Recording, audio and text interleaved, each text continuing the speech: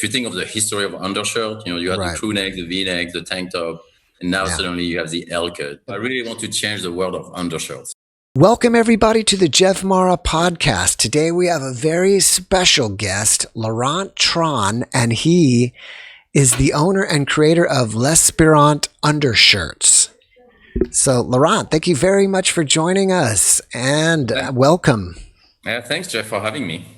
Thank you. All right. So can you give us a little background of how you got into the fashion business? Yeah, sure. So, you often hear the saying that need is the mother of invention. In this case, it was truly the case. Mm-hmm. What happened is in 2014, so I moved to Texas when I was 15 years old in the 90s, went to school there and everything. And I was working there in 2014. And as you know, in Texas, it gets pretty hot. Yes. And I usually wear dress shirts when I go out, like I'm doing now. Mm-hmm. But I hate having sweat stains. So what do you do if you don't want a sweat stain? You usually wear an undershirt so that you avoid having visible sweat stain under your armpit. And if you dance, also you don't want to have sweat stain on your back. But whenever you wear an undershirt, it makes you hot, right? Because you have two layers, and also it's not very sexy because all the time you can see the collar. If you get a crew neck or even some V-necks, you can see the collar. Or if you wear a thin white dress shirt, you can see the edges of the undershirt, which is not cool. Right. And one day I was going to a happy hour, which was taking place outside, and it was 95 degrees and humid, and I was like, my God, I have to wear an undershirt again. Mm-hmm. And I usually would buy V-necks, and then I would stretch them down so that, you would not see them, like when you have, so that you would not see the collar under your dress shirt. Right. And I don't remember exactly why I decided to start cutting the V-neck even deeper.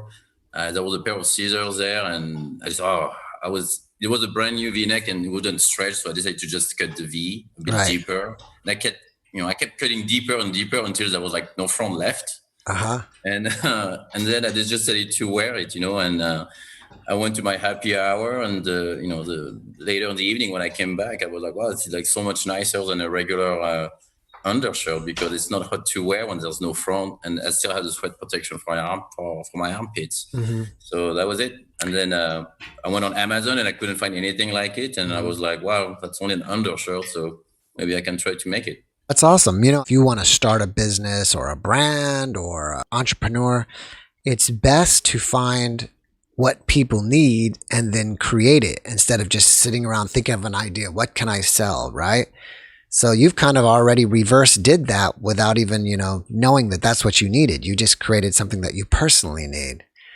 Yeah. And I mean, to me, especially in the US, in Europe, people don't wear undershirts as much, but in the US, we usually wear undershirts in the office, right? And you always see it everywhere where guys have undershirts where you can see the collar, or you can see, the sleeves of the undershirt under their white dress shirt at work. And in my particular case, I just knew that I could not be the only one that had that, that hates wearing undershirt, but you still do it because you had to pick between, okay, do I look like do I look stupid with my undershirt because it's visible, or do I get sweat stain under my armpit, which is the worst, which is the lesser of two evils there. Right. And, and when I had this idea of cutting the front of the undershirt, I was like, wow, it's great. It's like all the benefits without the downside of an undershirt.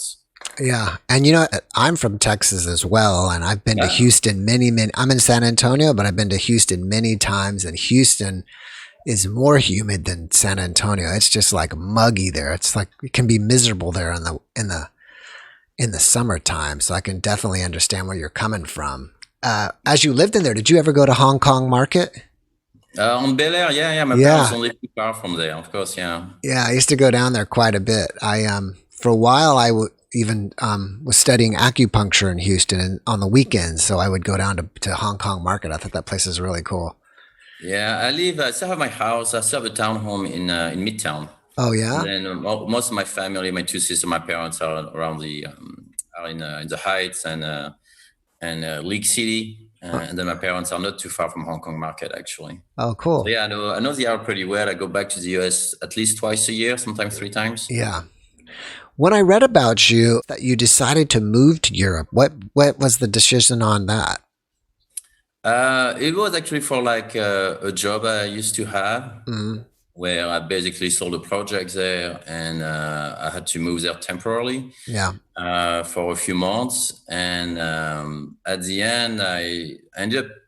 I mean, I realized that my quality of life was quite nice there, and I yeah. just decided to stay. And also, what contributed to my decision to stay is that I am an avid tango dancer, Uh and huh. the tango community in Europe is a bit, I guess, is a bit better. It's easier to travel to go to tango festivals and tango marathon, because you just have to fly 2 hours, and you're in Budapest, or you're in Hmm. Belgrade, or you're in Italy, Torino, or Rome, where they have a lot of tango events. So dancing tango is one of the main reasons that kept me in Europe, actually. Oh, But okay. like I say, I still go back to the US to visit my family, check on the house. Right. So I'm kind of trying to keep a foot into, on the two sides of the ocean there. Oh, that's great. I didn't realize that tango was so big in Europe. I heard that. I don't know how big it is, but I think that swing dancing is quite popular in Europe. Yeah, so I will say it's popular. I mean, if you look at all the partner dances, tango is probably at the bottom, in terms of like the number of dancers. Okay. Salsa and swing dancers, the numbers of salsa and swing dancers definitely dwarfs, the number of tango dancers. But compared to the US, there are more tango events in Europe than in the US, Hmm. and it's easier to travel, because within 2 hours I can be in whatever city I need to be to attend an event. Right. And I guess but living in France or Germany, the weather's got to be way better than Houston. It's not as hot for sure, yeah, but sometimes you do miss nice hot sunny days that you get in Houston. Hmm. Interesting. But yeah, the temperature is more, I guess, moderate. I mean, today was about 22 degrees Celsius, so what's that? Like 80s, 80s. high 70s, low 80s, Oh, yeah. See and it's that. and it's dry. See, to me, that would be perfect. I mean, we're already we've even had into the hundreds already. Yeah. And what's nice actually where I live in Düsseldorf, they have lots of lakes where you can swim and the water is like crystal clear. Hmm. And you don't have to worry about men eating animals, like alligator or anything Yeah. like that in the water. Oh, yeah. So actually the last 3 weekends I was out at different lakes around Düsseldorf, just hanging out with some friends and, swimming. And the water is really crystal clear. It's not muddy water like you have in Houston lakes or Yeah. Texas lakes. Yeah. Yeah. Yeah. You're right. Yeah. I mean, there's not many lakes that I know that you can see to the bottom. Yeah. It's just you go underwater and you just Yeah, you see pretty much have nothing. to go to Barton Spring in Austin for that, right? Yeah, yeah, yeah. It's cool. It's nice to talk to a local. To me, you're like a local that you even know Barton Springs. Well, when people ask me where I'm from, I don't say I'm from France. I usually say I'm from Texas Mm. because I've lived there longer. Do people ask you about cowboy stuff when you say that? Yeah, I mean, in the early 2000s, yeah, they do. I mean, they ask if everyone, have a horse or, Yeah, but it's I mean, they're curious, because I mean, Texas does have its own image that's always a bit separate than the US. yeah. It's funny is when I was in college back in the '90s, I was going to school in Atlanta, and even when I was going to school there, people were asking me, and it's in the US, does everybody ride a horse in Texas? And thought everybody, even in our own country, people still have this idea that most people are cowboys here. Yeah. Well, actually, let me do a little of a plug of advertising for a friend of mine Sure. who owns an equestrian center in the woodlands, just north of Houston. Hmm. So actually, I never really got good at it, but she tried to teach me how to ride a horse a few times. Hmm. So it's pretty. There's definitely a lot of horse riding going on in Houston if you want to. Right. What's the name of her center? The Woodland Equestrian Center. The Woodland Equestrian Center. Yeah, the All right. Woodlands.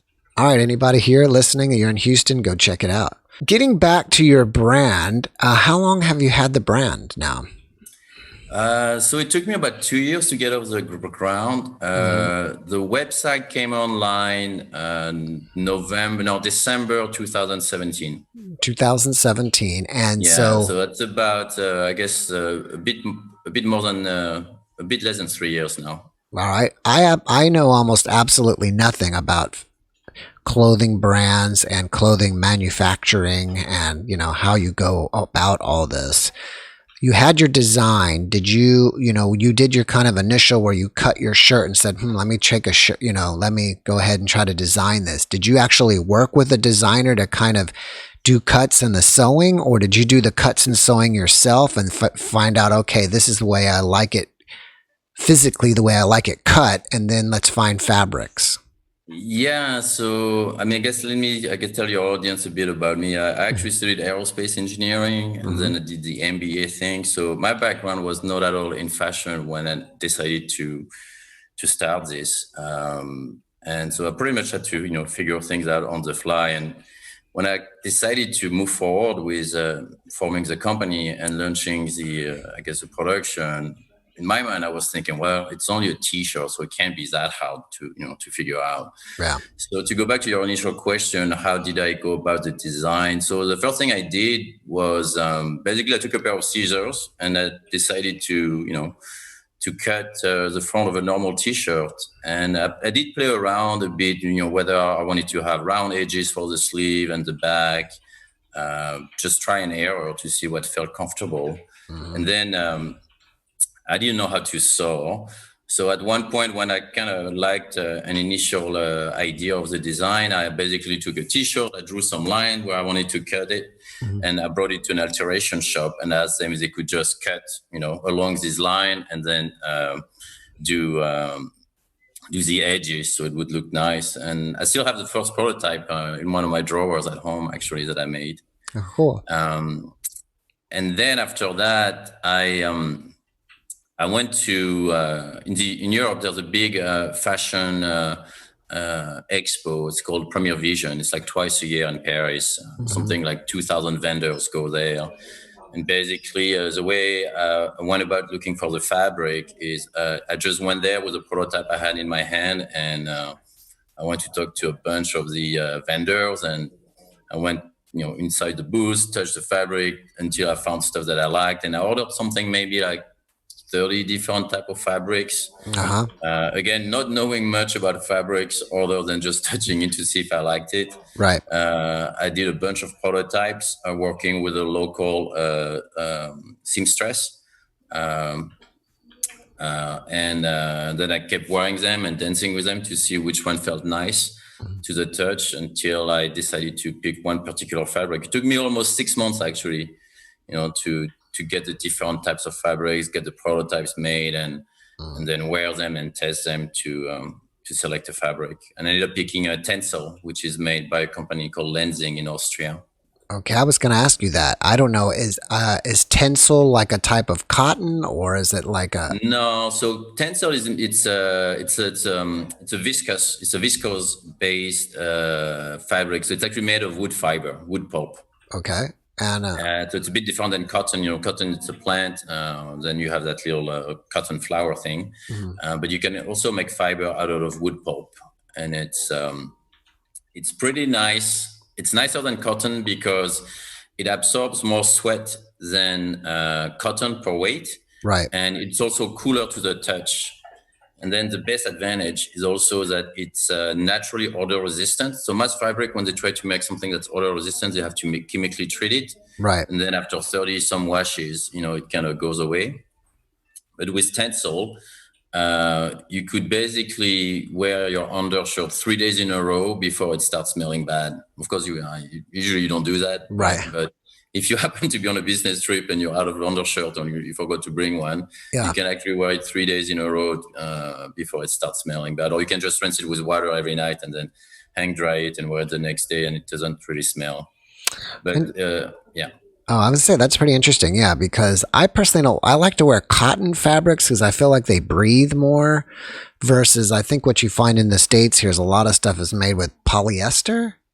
And I Yeah, so a think lot of polyester is like a plastic or something, and it doesn't let you breathe. You really like seem to sweat in that type of. material. Yeah, so it depends how it depends on the need to and the pattern of the fabric. I mean, a lot of the sportwear stuff is made of polyester and spandex, and depending Mhm. on how they weave the fabric, some of them can be actually breathable. But you are, I think most of the polyester you buy, it tends to make you warmer, yeah, Right, because it doesn't breathe as well, like you said, and also it smells bad really quickly. I mean, if you wear your I guess, a workout T-shirt, right? And you go to the gym or you go for a run. Usually, by the end of your workout, it stinks pretty bad. right, What if you buy? I'm not the only one using Tencel. A lot of the yoga brand use Tencel. right. There's a couple other undershell brands that also use Tencel, and definitely one of the main reasons people use Tencel is because of it's softer than cotton, it's cooler to the touch than cotton, it Mhm. absorbs, it's more sweat wicking naturally than cotton, Mhm. and then it doesn't smell.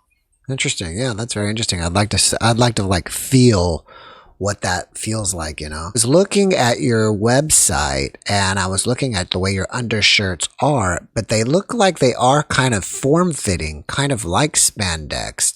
Are they like, they're not really like a t-shirt and loose. They're kind of more form fitting around your body. Am I correct in that? Or is that just the way the pictures look? Yeah, so they are sized because there is no front, right? You need Hmm. to make them a bit smaller, so they fit against, I guess, against your shoulder Mm. and around your armpit, and Right. that's what keeps them from falling off your shoulder. Okay. I wouldn't say they are. I mean, there is the fabric is actually 90%, 95, 96%, sorry, 94% tensile and 6%. It's not spandex, it's elastane, which is, I guess, spandex is a type of elastane. Right. But yeah, they are a bit stretchy so Okay. that they can, when you put them on, they kind of fit tight around your shoulder. Hmm. From what you're describing, it seems almost more like a very small vest, but it Uh, covers your underarms. I don't know if your audience can see it, Yeah. but it fits around your shoulder, like right here, Right. and it just catches the sweat for your armpit. And also their skin tone color, so you won't even see them under like a white undershirt. But Right. yeah, it fits around your shoulder. Let me grab one shirt that I have. Okay. Great. So if you can see it here, it's the design there. It's a bit hard to see on the webcam, but Hmm. it's basically an open front vest, like you mentioned. Right. It's really made to cover your armpit, the area around your armpit, and also your back. Right. But the front is completely open, so you don't even feel like you're wearing it. It's one of the great advantages of this design is that um, because there is no front, you don't feel like you're wearing two layers. Right. So it doesn't really keep you warm at all. So most people are usually they're very skeptical at first because I'm the only one that makes this design. Nobody, I guess, thought about this before. Hmm. And people are a bit skeptical at first. They're like, "Well, what is this? Does this really work?" Right. And even guys that don't like to wear undershirts because they're afraid of being too warm wearing it are Hmm. really surprised that they just forget about it, and then it doesn't really uh, make you warmer than not wearing anything. And Uh, again, once you have to decide between, okay, do I get visible sweat stain or do I wear the Lespirante Undershirt? Usually, people like to. I mean, it's a good trade-off. I mean, they don't really see there's a trade-off actually wearing my undershirt right. as opposed to not wearing an undershirt. I think it's interesting is that you have this insight into how people should dress. But most people or most men wear an undershirt under their shirt. So it becomes the normal. It's not, doesn't necessarily mean it looks good or is right, but you're accustomed to just seeing everybody with a t-shirt under a shirt. You see the sleeves, you see the collars. So I thought it was interesting that you were able to just kind of pick that out. And I'm sure other people have too, but just say, that really doesn't look good.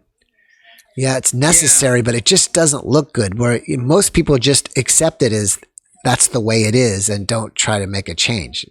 yeah, and it is difficult, for guys to get people to change their mind about it. But Hmm. yeah, I mean, for me, when I wear a dress shirt, I mean, I don't. I usually like to keep at least two buttons down, Hmm. just because when you wear a dress shirt, the last thing you want to be is to be hot. I mean, to be warm with it, right? Right.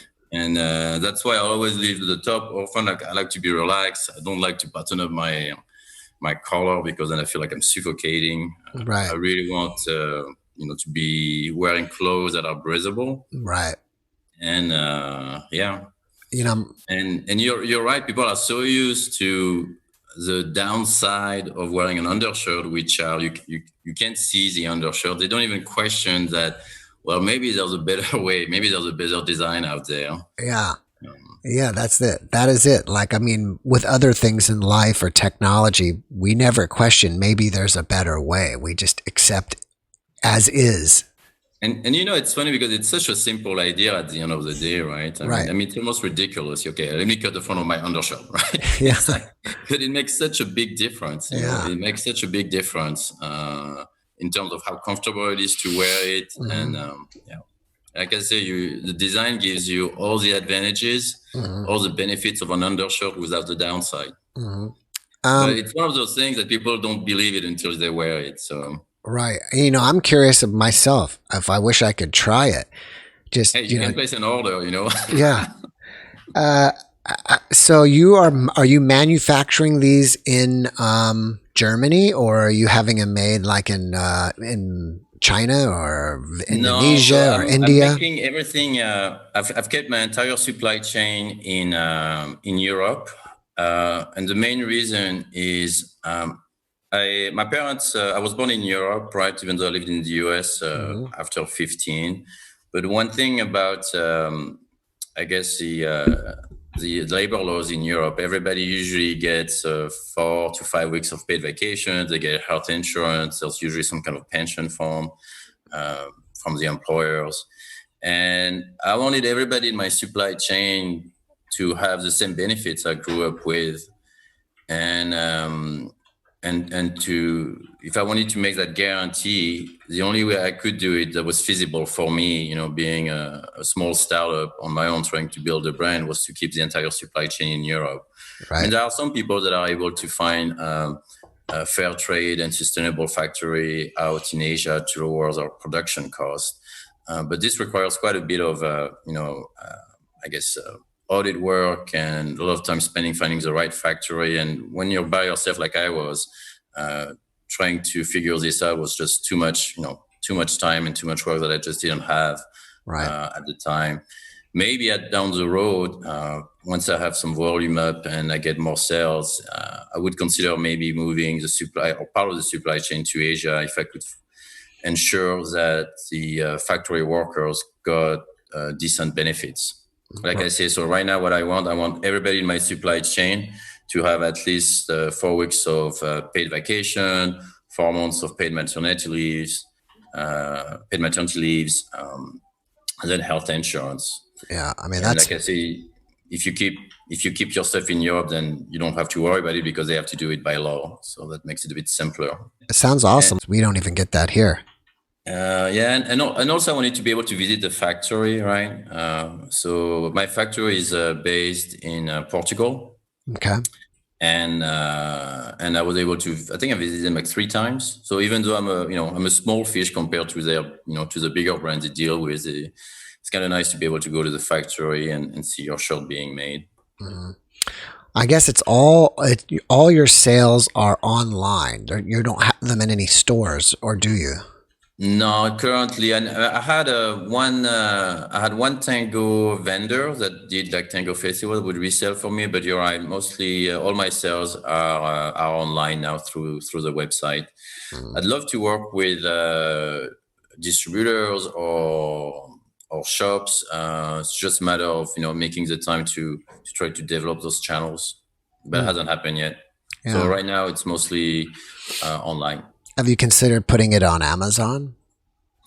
I was there and I still have some stock left there, but I'm actually probably going to shut that down. Hmm. Interesting. Basically, all these horror stories that made it through the news about how it's like to work at Amazon are kind of turning me off. And also, one thing I do not like about Amazon is they are developing a lot of their own private label brands.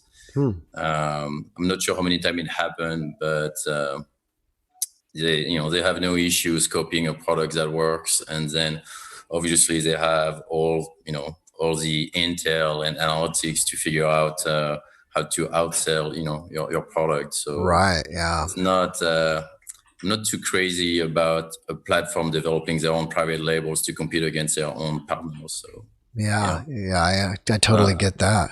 I'm basically finishing I think I have maybe like 100 items on stock, so there I'm just finishing those, and I'll probably leave the platform. Are you developing any other products, like maybe one for a woman or Yeah, something else? yeah. I am. So there's three products that I'm hoping to, or three different styles that I'm hoping to come out with before the fall. So one is a normal, it's a deep V-neck. I do have a lot of people that are not comfortable having their nipple exposed, because one reason some guys wear undershirts Hmm. is to hide their nipples. Right. They don't want their nipples perking out through the shirt, and of course with my design that's not possible. Okay. But the V-neck I'm developing is really deep, so I call it actually the gorge. So I have a name for it. It's called the gorge Hmm. because it goes about 1 inch below the thorax bone. Yeah, Right. so it's really deep, and then the sleeves are a bit designed. So usually, if you have a normal t-shirt V-neck, you'll have normal square sleeves that go down to here to the side, right? And then if you wear a tank top, you basically have no sleeve, right? Yeah. So the design of my sleeve is actually combines both of it. Where because when you have sleeve, what you want the fabric under your armpit, yeah, to catch the sweat. But you don't want any fabric here where you could see the line. So Right. the way I've designed my sleeve, there's an angle where the angle goes down to the side, where you basically have the fabric under the armpit for the sleeve, but not above the biceps. Hmm. So it could almost look like you're wearing a tank top from the outside, yeah, because your shoulder will be exposed, but you'll still have the fabric on your armpit. That would be interesting. I mean, if you're developing it for a woman, if it came down low but still came across here, so it's almost like a combination bra. Yeah, so that's the V-neck is for the guys, but for the woman, the version Hmm. I want to make is still divulging a trade secret here. So let's Oh, say this is my shirt, right? I'm wearing it here. right. This is not exactly this version, but basically I'm reshaping the front panel that you see here, Right. right? So that they can basically be closed like this. I don't know if you can see Yeah. that. Yeah. That's what I was thinking. Yeah, so that they can be closed. So there'll still be, the bottom open and the front open.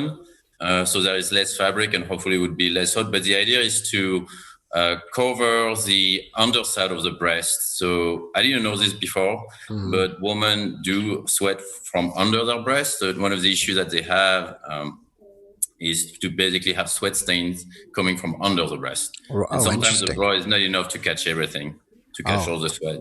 that's interesting. Do you feel like you're more of a creative person or more of a person that, a businessman running a business, factory, running a big production? Which type of person would you think No, you are?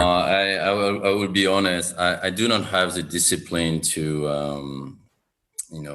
run day-to-day operation and optimize them. Hmm. I think for me, and what I find much easier is to be part of the creative process. Right. So right now, I'm actually looking for partners to help me run the day-to-day operation and scale up, because Yeah, I know it's not my cup of tea. I understand. Yeah, because I felt like just talking to you, you're a very kind man, and you want all these great benefits for your employees, and a very honest business.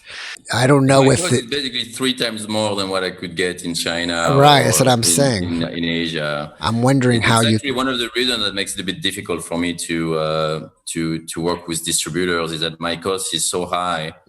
Yeah. Usually, if you want to shop, you want to make in fashion about 200%. So if you buy something for I don't know, $10, for example, Mm. you need to at least resell it for 30. Right. Um, so they basically triple, what they're usually that's kind of the guideline rule. And because my cost is so high, if they were to triple my cost, then they probably would. it would be pretty expensive, and I don't want my undershirt to be a luxury item. It should be more of a commodity. I know it's not exactly the cool thing to say because now in fashion, everybody wants to be like a luxury brand or Right. something like this. But at the end of the day, I'm selling an undershirt, which is a day-to-day product, right? Yeah. And I don't necessarily want it to be seen as a luxury product because it's not. I mean, it's an innovative product that works well, Right. but my intent is not to to have another lifestyle luxury brand. I'm more interested in functional, I guess, the functional aspect of the brand. Right. So yeah, that what makes me think about, if you're almost your competition are like Fruit of the Loom t-shirts and Hanes Yeah, t-shirts, right? So you've almost got to compete with them. You can go to Walmart and buy a pack of I, 5 for I, 10 I, bucks. I mean, I'm not. Obviously, I'm not going to compete with them. I'm not going to compete on price, right? Because Right. those guys, they sell basically, they make their stuff in Asia, right? They can sell you five V-necks for $12 or something like this, or Right. $15 at Walmart, right? Right. My intent is not definitely not to compete Yeah. against them. My price range now is €35 for one. If you buy two, you can basically get two for 60, and I Mhm. have a scale discount where if you buy five, then you get it down to 25 a pop. Okay. Yeah. So it's not super cheap, right? Because I make it in Europe, but it's not crazy expensive either. Right. And one reason Fruit of the Loom and the like make white T-shirts is that you keep having to buy them every year, right? Because if you buy a white T-shirt, somebody gets yellow, Yeah. and people don't like it, right? So they keep buying every year. You'll buy five V-necks, right? Right. But because mine are actually made of are in skin tone color, they don't get yellow. Right. It's actually one of the downsides of my business, right? You buy five and you're done. I won't see you again anymore. Right. Yeah. Uh, it's it's so yeah, so that's what's a bit more expensive. You're kind of in a tough position, it seems, about with your cost, and then okay, who are you going to market to? What is the right market? Yeah, And but so right now the two main markets, of course, there's the dancing market. So anybody Mhm. that dances salsa, tango, swing have to deal with this, where you're wearing a dress shirt to go dance, but after five dances you're all wet, right? Right. And it's not really nice for the ladies to dance with a guy who's completely soaked in sweat with his Yeah. dress shirt. Right. So usually either guys put up with it, and the ladies have to put up with it too, and they dance with guys that are completely soaked, or guys have to wear undershirts, or they have to basically change a couple of times throughout the night to make sure that they still look fresh when they dance. Right. So that's one market, but my real market is really the day-to-day guy that goes to the office wearing a dress shirt. Yeah. I was also wondering if there are any celebrity dancers that you could get to wear it and kind of endorse it. So because I'm a I do have a few tango world champions that do wear it. Mm. Because I'm a big, I think I mentioned maybe at the beginning of the video, but I'm a big tango dancer, Mhm. and I go to tango festivals and Mhm. tango marathon, and I was lucky enough to meet a few, I guess, of the well-known dancers out there that have won the Tango World Championship in the last 10 years or so. So a few of them have my undershirt that they wear when they dance. Mhm. But that, champions, they have other things to do than to talk about a brand. They want to talk about, their tango shows, how they give tango classes, that kind of stuff. Right. What I find is what I find is more better is better for me is to find avid dancers, Mhm.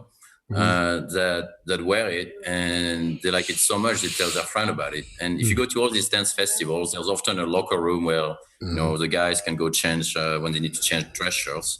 And often what happens is one of the guys will be getting there, getting changed, and putting on my undershirt, and then other guys will ask, "Hey, what's this?" And Yeah. that's kind of the word of mouth that gets spread. Right. Have you tried advertising on Facebook where you could target like all the dancing Facebook Yeah, yeah, pages and yeah, stuff? yeah. So I'm targeting. So I think at least for the tango community, I've pretty much I think saturated that market. Okay. I think most tango dancers know about the brand, but right now the campaigns I'm running are more focused on business people going to the office, wearing a white dress shirt. Yeah. Yeah. I'm sure that there's a lot more of those people Yeah, but then. if I want to sell a million, undershirt a year, it's not gonna happen with the dancing community. Yeah. Yeah. You gotta get everybody. So how did you come up with the name Lespirante? Oh, I don't know if I should divulge that. Oh, okay. That's all right. I need to leave a bit of myth about. A little bit of mystery. Yeah, but I'll give you a hint. Spirante means to breathe in Latin. Hmm.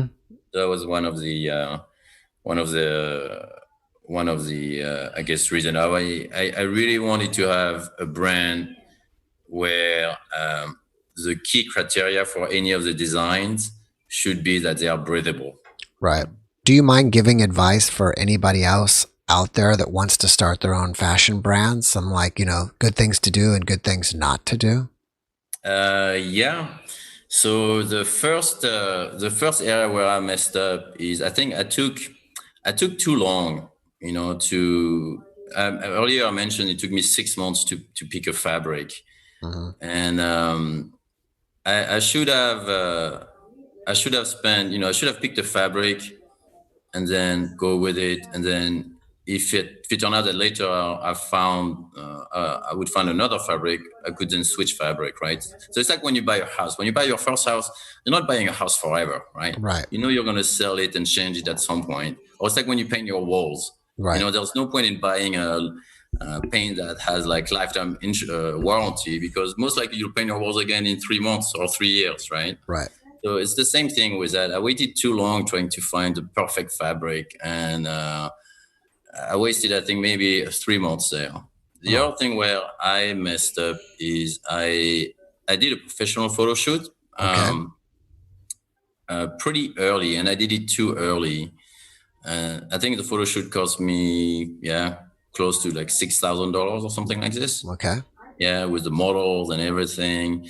And because I'm only selling undershirt, it wasn't really necessary. I mean, now when I do a photo shoot, I can do it for less than 1,000. Sometimes just $800, Oh, because a lot of time I just need one guy. And actually, I'm not looking for guys with perfect bodies, with six packs. I'm looking for like normal looking guys. Um, that can show how to wear an undershirt under the dress shirt. And actually, most of the time, I don't even show the face, because if you show the face, people are focused on the face, and I want them to be focused on the undershirt. hmm. Um, That's interesting. yeah, and then what else? The other thing is, the main advice is really to not wait for everything to be perfect. At some point, you have to decide it's good enough. Right. And then you have to iterate. It's like in software, you have this agile approach to development, where you get something working and then you just do iteration. It's the same thing. And in my case, again, because I'm only doing an undershirt, it might be a bit faster to go through this iteration with the design and with the production than if you have a full scale brand. Hmm. All right, great. Thanks. You are also, I'm pretty sure I saw that you do have an Instagram, right? Yes, so I confess I am not super active on social media. It's Yeah. one thing I need to do really if I want to scale the brand. Yeah. I have a few pictures of the product, but not too much, unfortunately. Something hopefully that will change in the next few months. What'd be interesting is if, I don't know if you know about TikTok now, right? Yes, TikTok I is know. like one of the biggest things in there, and now maybe what would be kind of cool is I think you can put 15-second videos, right? Yeah, And I just yeah, had a vision. I mean, I'm just giving my own vision for you, but um, and everything's with music. Most people are dancing, singing along with music. Why don't you do like a whole series? Probably there's a lot of tango music there too.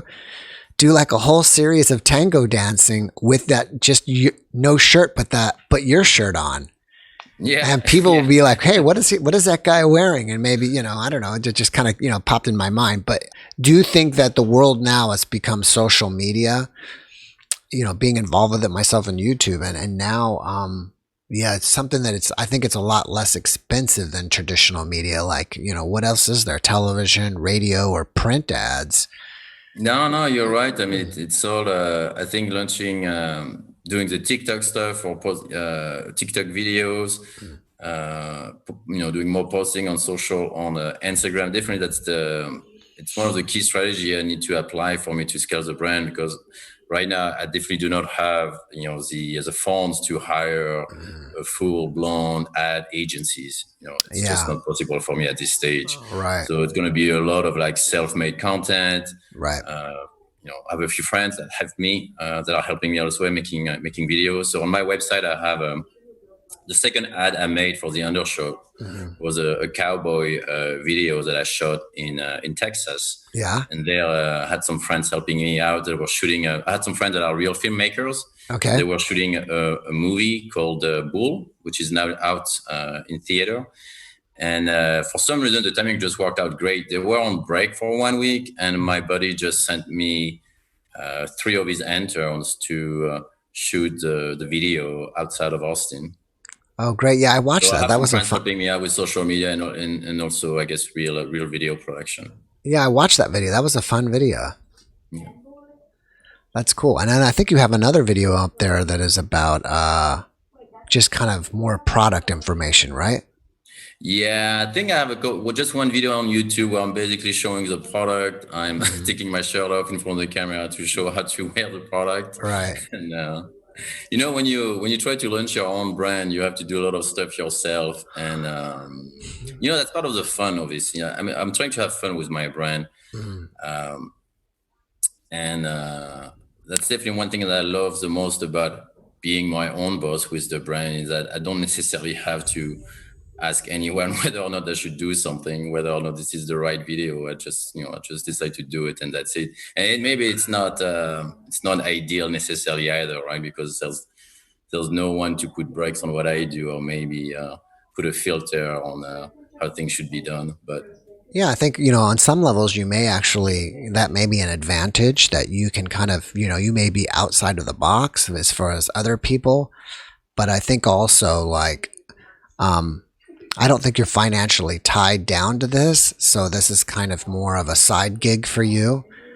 And yeah, that's correct. you're So not pressured to make sales. no, I have the luxury of having other income streams. Right. So if I lose money on Lespirant for now it's okay. Right. And I would say that I've had other businesses, but it seems like if you own a business and you live off that business, then it's like the business is almost your life. You know what I mean? But you have to love it. Like if you love it, it doesn't matter. But it's just like a constant. That's your life is the business. And if you I, love it, it's not a grind. You know what I mean? yeah, but don't get me wrong. I really want to scale up Lespirant, and my goal is not to sell 1,000 undershirt a month. I'd like to sell 1 million a year, right? I mean, there Oh, is something like, I think, 100 million undershirts sold every year or something like oh this wow, yeah. So across the world. And even if I could only sell 100,000 a year, I'd be pretty happy. So yes, it's a side fun business for me, mhm, but at the same time, I know it could really pick up, because at the end of the day, if you think about it, right, mhm. it's not just another brand. It's actually a new. If you think of the history of undershirt, you had the Right. crew neck, the V neck, the tank top, and now Yeah. suddenly you have the L cut, because it's a Yeah. completely different style, and nobody in the world, no other brands, has copied me yet. Right. Crossing my finger, it doesn't happen tomorrow, but Right. right now I'm still the only one that thought about cutting up the front of an undershirt. Has So anybody? I really want to change the world of undershirts, right? I think it's great. Have any brands have ever approached you and say, "Hey, Laurent, would you like to sell your brand to us? We like what you're doing."